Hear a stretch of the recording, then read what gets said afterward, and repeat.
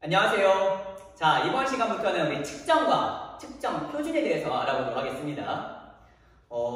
우리 이 세상에는 다양한 물리량들이 존재합니다. 시간, 길이, 질량 이렇게 7가지의 기본량이 있고 또 이 기본량으로부터 유도되는 다양한 유도량들이 있었다는 거 우리 저번 시간에 배웠을 겁니다. 자, 이 다양한 물리량을 적절한 도구를 활용해서 수치와 단위로서 나타내는 활동을 측정이라고 해요. 예를 들어서 사람의 키, 이 사람의 키는 기본량 중에서 길이를 이용해서 나타낼 수 있는 물리량이잖아요. 이 사람의 키 또한 적절한 도구를 이용하면 수치와 단위로 나타낼 수가 있습니다. 사람의 키를 재기 위해서 어떤 도구가 필요할까? 일단 기본적으로 신장계, 신장계 아시죠? 이렇게 쭉 내려와가지고 키 측정하는 장치. 이 신장계를 이용해서도 키를 수치화할 수 있고요. 또는 줄자를 이용해서도 잴 수 있겠지? 자, 이렇게 적절한 도구를 이용해서 수치와 단위로 나타내는 겁니다. 선생님의 키 어느 정도 될 것 같아? 쌤 키는 신검 받았을 때 신장계로 쟀더니 177cm 나오더라고. 177cm. 즉, 신장계라는 도구를 활용해서 수치와 단위로서 키를 나타낸 겁니다. 이게 바로 선생님의 키를 측정했다라고 말할 수 있는 거죠. 키뿐만이 아닙니다. 뭐 질량이라든지 온도라든지 여러 가지 물리량을 우리는 측정할 수가 있어요. 질량을 측정하기 위해서는 저울이 필요하겠죠. 그래서 저울에다가 어떤 물체를 올려놓습니다. 그랬더니 2kg 나왔어. 그래서 저울이라는 도구를 활용해서 수치와 단위로서 질량을 나타냈기 때문에 이 과정도 마찬가지로 질량을 측정했다고 말할 수 있는 거죠. 또는 온도계를 활용해서 어떤 물체의 온도도 측정할 수 있을 겁니다. 온도계 했더니 어떤 물체의 온도가 35도씨. 온도계라는 도구를 활용해서 수치와 단위로서 온도를 측정했다라고 말할 수 있겠네요. 자, 이렇게 측정을 활용하면요, 우리는 이 물리량에 대한 명확한 의사소통과 이해가 가능해져요. 이 측정을 이용하지 않잖아요? 그러면 이 물리량에 대한 정보를 제대로 이해하기가 어려워집니다. 자, 봅시다. 그 사람 키 어느 정도 돼? 이렇게 물어봤더니 그 사람 키 엄청 커 라고 하면은 그 엄청 큰 게 어느 정도 큰지 알 수가 없는 거잖아요. 매우 커, 많이 커 라고 해봤자 우리는 키가 어느 정도 큰지 명확하게 이해할 수가 없습니다. 하지만 그 사람 키가 어느 정도 돼? 177cm야 라고 말한다면은 177cm? 내가 108cm니까 나만 좀 작네 라거나 나 160cm인데 나보다 꽤 크구나 뭐 이런 식으로 수치를 통해서 명확하게 어느 정도 큰지 우리는 이해하고 의사소통할 수 있게 된다는 겁니다. 자, 그런데 도구가 없이도 우리는 물리량에 대한 수치를 어느 정도 추정할 수가 있습니다. 도구 없이 어떤 물리량을 추정하는 이러한 활동을 우리는 어림이라고 해요. 어림. 자, 어떤 상황이냐면요, 나보다 더 키가 큰 사람이 있다 쳐볼게. 나가 좀 이 정도 크다고 칩시다. 그럼 이 사람의 키, 쌤이 도구가 없이도 어느 정도 수치를 추정할 수가 있거든요. 쌤의 키가 일단 기본적으로 177cm고 나가 요 정도 더 크다? 그럼 이 뜻은 이 정도 3cm쯤 될 테니까 이 사람 108cm쯤 되겠네. 이런 식으로, 이런 느낌?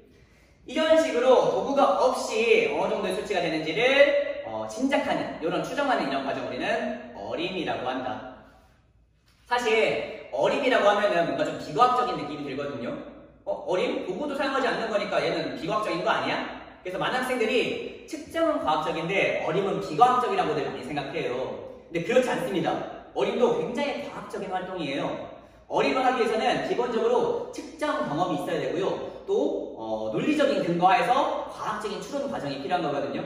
쌤이 방금 이 사람은 108cm쯤 되구나 라고 어림했는데 이 과정에서 쌤 나름대로 측정 경험도 활용했고 논리적인 근거 하에서 추정한 겁니다. 왜? 일단 기본적으로 쌤의 키가 177cm라는 거는 측정을 통해서 얻은 결과인 거잖아. 이 과거 예전에 했었던 그 측정 경험과 한 이 정도가 3cm쯤 되겠구나 라는 이 측정 경험, 이런 여러 가지 측정 경험들을 활용해서 논리적으로 한 108cm쯤 되겠네 라고 추론했기 때문에 어림 또한 과학적인 과정이라고 볼 수 있는 겁니다. 어림이 막연하게 그냥 아무 숫자나 랜덤하게 말하는 게 아니에요. 내 키? 내가 재보진 않았는데 한 6,400km쯤 되나?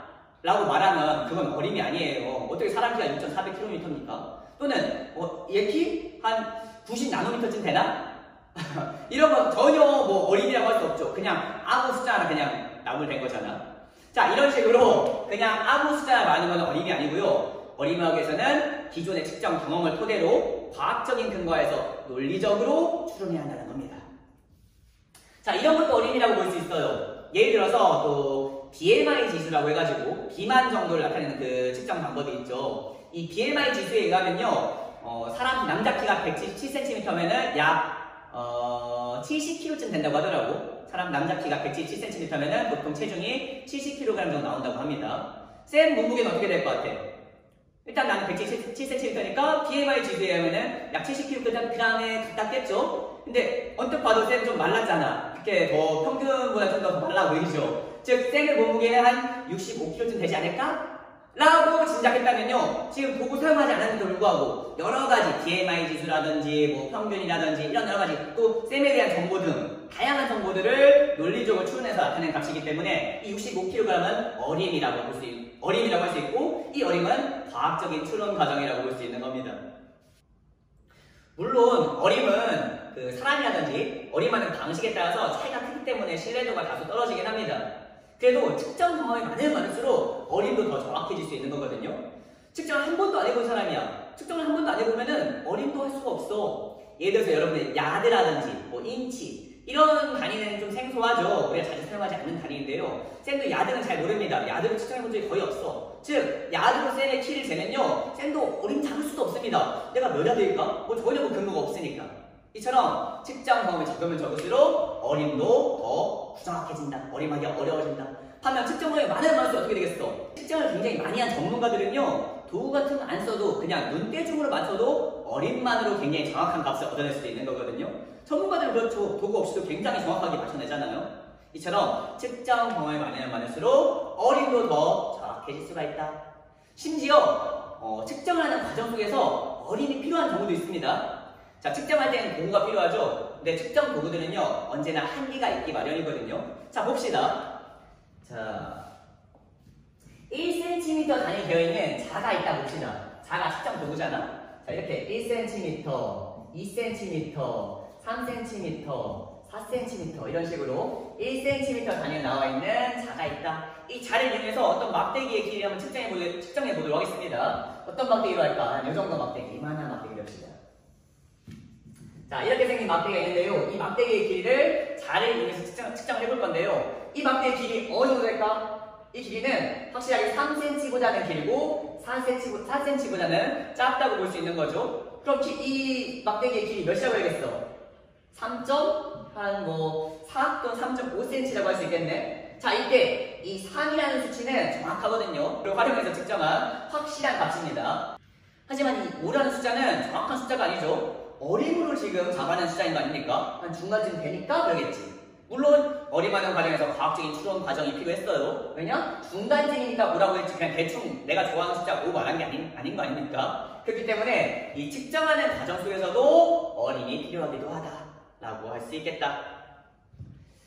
자, 이게 이 측정 도구를 이용해서 어림할 때에는요, 규칙이 있습니다. 과학자들이 약속을 했어요. 그냥 막 막무가내로 어림하면 안 되는 거잖아. 그래서 이 측정 도구의 한계를 어림할 때에는요, 이 측정 도구의 최소 눈금이 지금 1cm잖아. 1cm 단위로 측정할 수가 있죠. 이 최소 눈금의 한 자리 아래 자리까지 어림하자 라고 약속한 거예요. 즉 1cm가 지금 최소 자리니까 0.1 단위까지는 어림해서 나타내도 괜찮다는 거죠. 그러니까 3까지 한 다음에 0.1 단위, 3.5까지 지금 어림할 수 있다는 겁니다.